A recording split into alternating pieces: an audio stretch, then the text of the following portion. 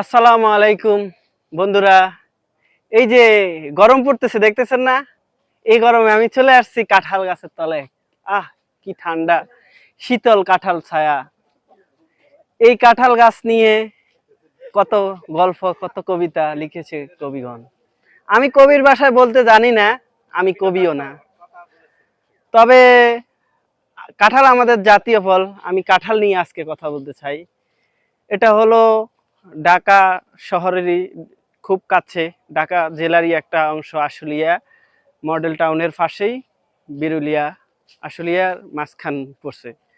এটার পাশেই অবস্থান করছে মানারাত ইন্টারন্যাশনাল ইউনিভার্সিটির পার্মানেন্ট ক্যাম্পাস।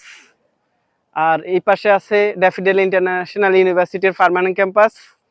এদিকে city university, eastern university, BRAC university সহ অনেক ইউনিভার্সিটির ক্যাম্পাস আছে এখানে এই এলাকাটাতেই।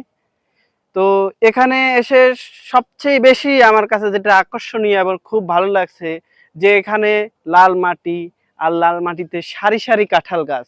যে কাঁঠাল আমাদের জাতীয় ফল, আমারও খুব পছন্দের একটা ফল এই কাঁঠাল গাছ। এই এলাকাটা লাল মাটি কাঁঠাল চাষের জন্য খুব উপযোগী এবং অনেক বেশি পরিমাণে এখানে কাঁঠাল উৎপাদন হয় প্রতি বছর। এমনকি এখানে যে কাঁঠালগুলো উৎপাদন হয় প্রত্যেকটা কাঁঠাল অত্যন্ত সুস্বাদু এবং প্রচুর পরিমাণে কোষ হয়।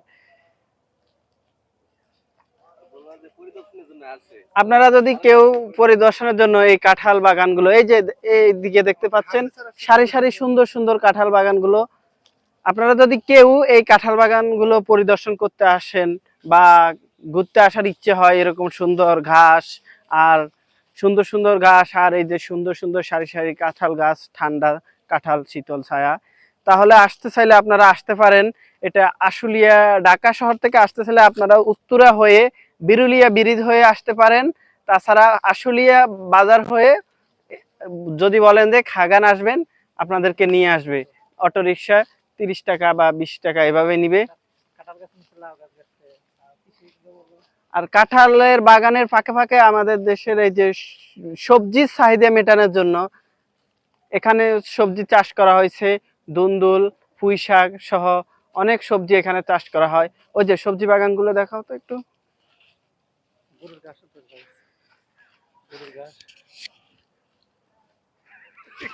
ধন্যবাদ। আবার